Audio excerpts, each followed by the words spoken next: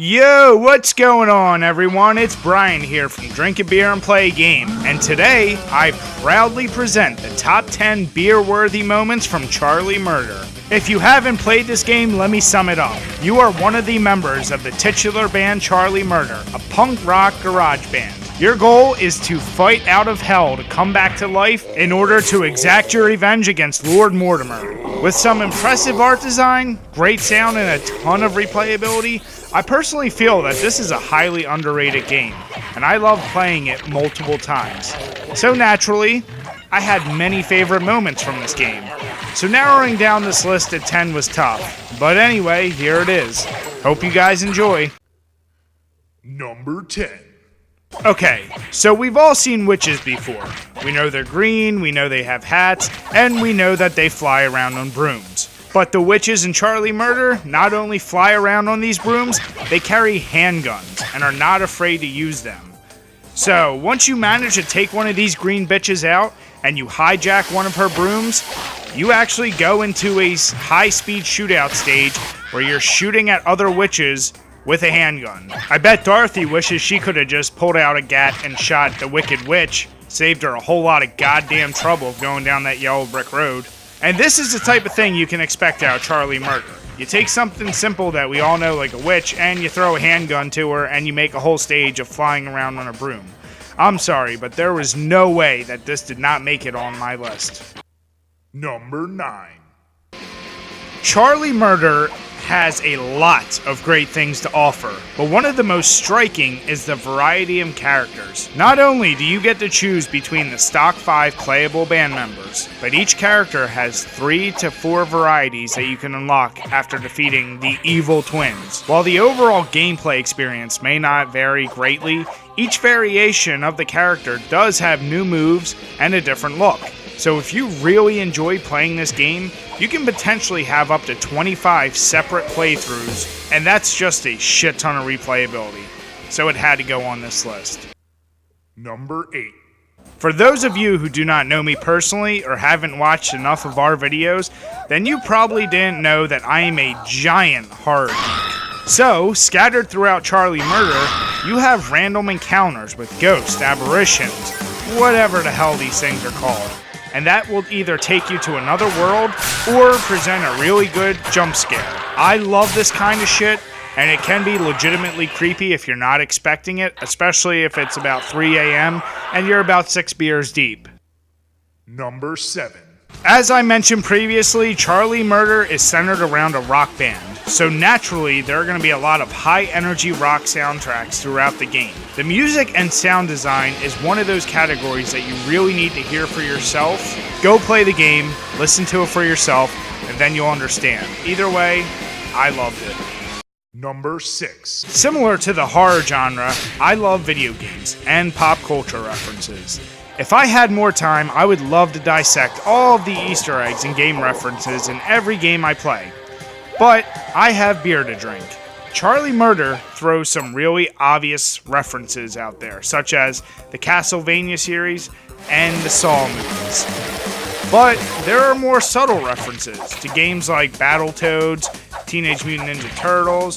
Either way, this is a game that is filled with those type of Easter eggs that any video game enthusiast can enjoy, and I salute their effort for putting them in there. Number 5. I generally do not like to include spoilers, so fair warning, spoiler ahead. The story in Charlie Murder can basically be summed up with this. A pair of friends grow up together with dreams of being in a band and making it big. As the leader of Charlie Murder, Charlie kicks his friend Paul out of the band and went on to live this dream. The jealousy led Paul to make a deal with the devil and form his own band, Gore Quaffer, which would go on to kill Charlie's band and bring on the end of the world. The story unfolds as you play and is partially hilarious and sad at the same time. And this overly dramatic story leads me on to number 4. Number 4. As I mentioned for number 5, Paul makes a pact with the devil and turns himself into Lord Mortimer, who is the final boss and the main antagonist in Charlie Murder. He does not give a fuck. He will turn on you in an instant if you do not follow his orders. You little stupid ass bitch, I ain't fucking And he's just one badass dude. Grab a beer or a glass of wine, Mortimer. You friggin' rock. Number 3. Number 3 was really tough to place. However, I knew that it needed to be placed on this list as high as it could. There is something to be said about the setting or stages in a beat-em-up game. Most of the time, this is a detail that is either ignored or overlooked, but definitely not in Charle Murder. I feel like every single stage in this game is a mini tribute to the previous retro games that we all grew up with. They both celebrate and improve upon the style and layout of these stages. If there's a setting you've seen before, chances are it is in this game. They have castles, they have dungeons, they have cemeteries, the underwater level. It doesn't matter. But not only that, they add in contemporary places such as bars, arcades, construction sites. You name it, it's probably in this game. I know graphics don't make a game better, but in this case, I really felt that it did. So I will definitely raise a beer up for that. Number 2. Let me just say that picking number 2 was really difficult, especially trying to figure out where to put it on this list. No matter how good a game is, if you have bosses that are just really boring or monotonous, it will drag down that game. And in Charle Murder, that is not an issue. The number and variety of bosses in this game is absolutely insane. Here's a super fast montage that shows the majority of these bosses. I could sit and explain why I enjoy each boss, and I could make a top 10 list. But really, it's simple. What I love is that in most beat-em-ups, bosses suffer from being really bland or boring, and then they get recycled over and over and over again. Not in Charle Murder. I hope that more games adopt this format of gameplay and put more time and detail into boss battles, not just in look, but in how you have to fight and defeat them. Number 1. And number 1 is, of course, beer as power-ups. Now come on, this was a gimme. Not many games offer beer as power-ups, and even fewer, if any, offer you the ability to brew your own beer. Charle Murder has a surprisingly deep beer creation system, with each unique brew offering a different buff or boost. Since we are a beer and video game site, this had to make number 1. Putting that aside, this is still one awesome way to handle the typically boring or obligatory power-ups required in most beat-em-up games. The beer system in this game is just another tribute to the amount of detail that Ska Studios really put into a complete package.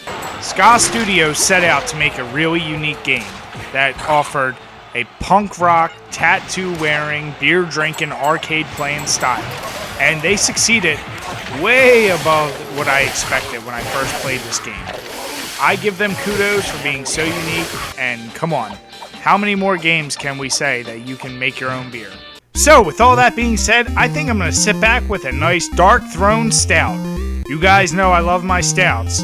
And say cheers to Charle Murder. As always, guys, thanks for checking out this video.